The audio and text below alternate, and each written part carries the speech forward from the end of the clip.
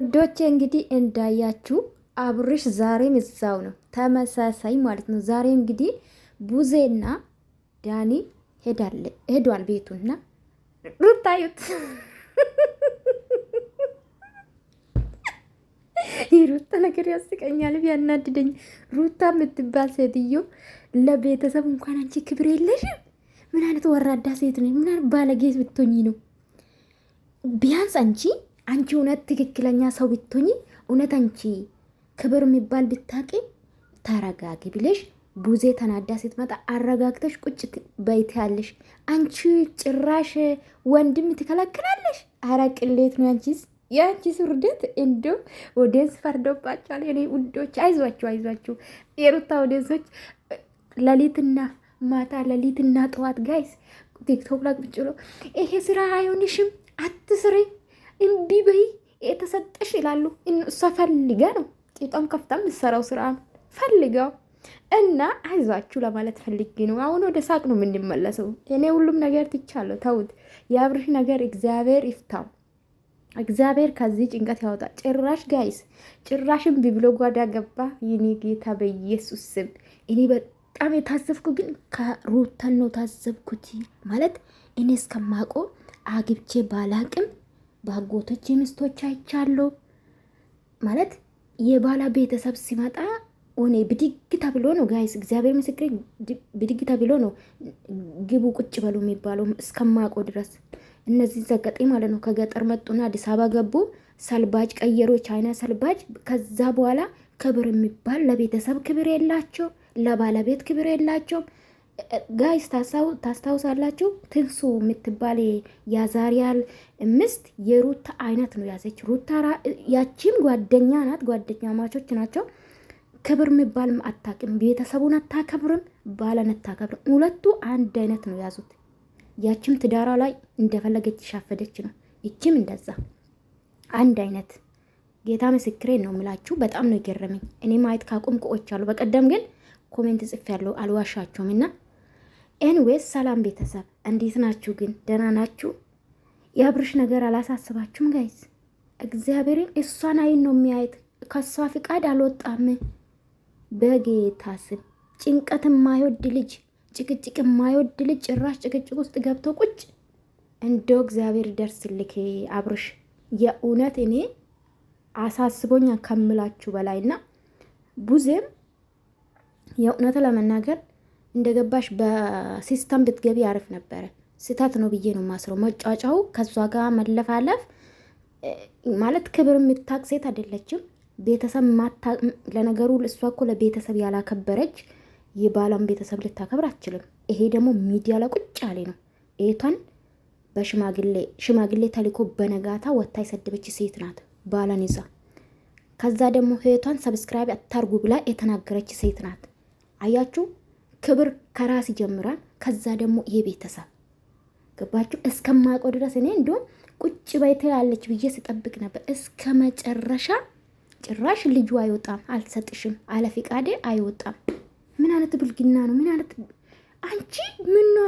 አብርሽ የተለየ ነገር ነው አለ ጋይስ። የተለየ ነገር ሳይኖር አይቀርም ጋይስ። ፈታ በሉ እስቲ። እኔ ጭንቀቷሞች ጭንቀት እኮ ለቀቀባችሁ። እንዲ አይዟችሁ፣ እግዚአብሔር ይሁናችሁ። በዚህ አጋጣሚ ብራችሁ የምታባክኑ እነግራችኋለሁ፣ ስርዓታችሁ ያዙ። እና አብርሽ የተለየ ነገር ሳይኖር አይቀርም ጋይስ። ሩታ ሙጥኛል ያለችበት አይመስላችሁም ጋይስ? እኔ ሳስበው ሩታ ከአብርሽ በቃ ማለት የጣፈጠት ነገር አለ። አንደኛ ብሩ ያገኛል ልጁ፣ ብሩ ጣፍቷታል። ስንት ነገር አሳልፎላታል። አንድ ብር የሌላ ሴትዮ ናት። ከአብርሽ ጋር ስትመጣ አብርሽ ቢያንስ ከፍቅርዬ ጋር ሲሰራ ነበር። ይሄናል እይታ ባይኖርም ይሰራ ነበር፣ ስራ ሚኖር ሰራ ነበር። ታውቃላችሁ፣ ሆነች ቢሮ ውስጥ ይሰራ ነበር አብርሽ ከፍቅርዬ ጋር የምታስታውሱ ከሆነ ማለት ነው። ሶ ምን ልላችሁ ነበረ? ሩታ አብርሽ ላይ ሙጥን ያለችው ከሱ የተለየ ያኛ ሳይመቻት አይቀርም ጋይስ። ምን ይመስላችኋል እንዴ? ይሁት እኮ እንደ ህፃን ልጁን የ26 ዓመት ልጁ 27 ሳይገባ አይቀርም። ዝም ብሎ ነው እሱ በየጊዜው 26 ዓመት የሚለው እንጂ እንደ ህፃን ልጅ ላውላ አስተኝታ እስከማውቀው ድረስ ባል ሚስቱን እንደዚህ የሚያስተኛ ባል ነው። ገባችሁ አይደል? እሷ ደግሞ ጭራሽ ቀይ ለብሳ ቀይ ስለሚወድ ቀይ ለብሳ እኔ ሲያስበው ይሄ ልጅ አለ ምክንያት አይደለም ቀይ ወደደ። ጋይስ ምን ይመስላችኋል? ማስተፋቀር አድርጋለች ሳስቡ። አረ አብርሽን እቃ በፈጠረ ሰውን አታጨርስ። በቃ ህዝቡ የተጫረሰ ነው። ቲክቶክ ላይ የተባላ ነው፣ የተሳደበ ነው። ምድረ ስራ ፈቱላ ማለት ነው። ዩቱብ ላይ መጣችሁ አስተያየት ብትሰጡ ይመረጣል። እዛ ከምትሰዳደቡ ማለት ነው። ምድረ ጋጠ ወጡላ ማለት ነው። የእውነት በጣም የምትሳደቡ ባለጎች አላችሁ፣ ከሩታ ደጋፎች በተለይ። ኤንዌስ ቡዝዬ እንግዲህ እምቢ ብሏት ወደ ጓዳ ገባ። መተኛት ይፈልጋል። እንደ ህፃን ልጅ ነው የሚያደርገው ልጁ። ምን አስነክታ ነው ጋይስ? ምን አድርጋ ነው ሩታ?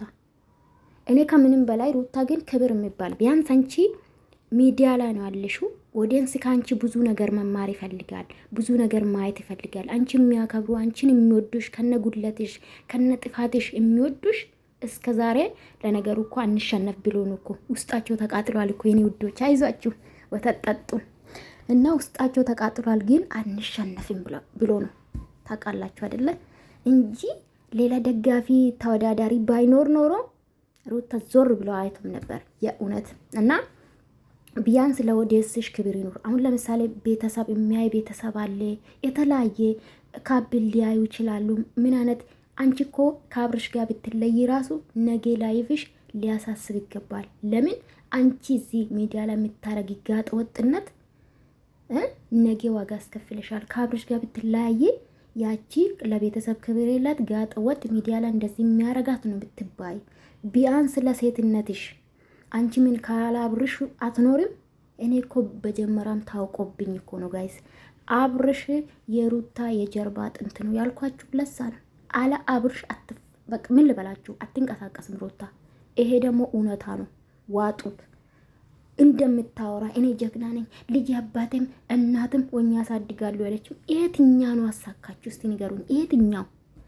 እናንተ አሁን እኮ እንደዚህ ልጁ ፈዛ ስለ ቤት ስለመለሰች ጀግና ልትሉ ነው። አታፍሩም? ጀግና አይታችሁ አታውቁም? አይዟችሁ እናንተ ጀግና ይታቃላችሁ። ለኔ ጀግና ብዙ አለ። ሌላ ውስጥ አልገባም። ኦኔ ስም ቢጠራ ደግሞ ፖለቲካ ውስጥ የምትከቱኝ እኔ ስለሌለበት። ኤኒዌይስ እግዚአብሔር አብርሽ ይርዳው። ዛሬም ቪዲዮ እንደቀጠለ ነው ሳስበው። በቃ እንደባለፈው ሊሆኑ እንደባለፈው አመት አላቅም አባችሁ እና ሩታ ቢያንስ ሰከንድ ቤ እውነት ካንቺ አምርም። በቃ የእውነቴን ነው የምልሽ፣ ወደ ራስሽ ተመልሽ። እልህ ምንም አይጠቅም። እልህ ደግሞ ገደል ነው የሚያስገባ። ይሄ ልጅ በተቀመጠበት ማለት ነው ባነት ቡዜ ኦርቶዶክስ አይደለችም ቤንጤ ናት። ግን ጸበል ሄደሽ እዛው ርጪ።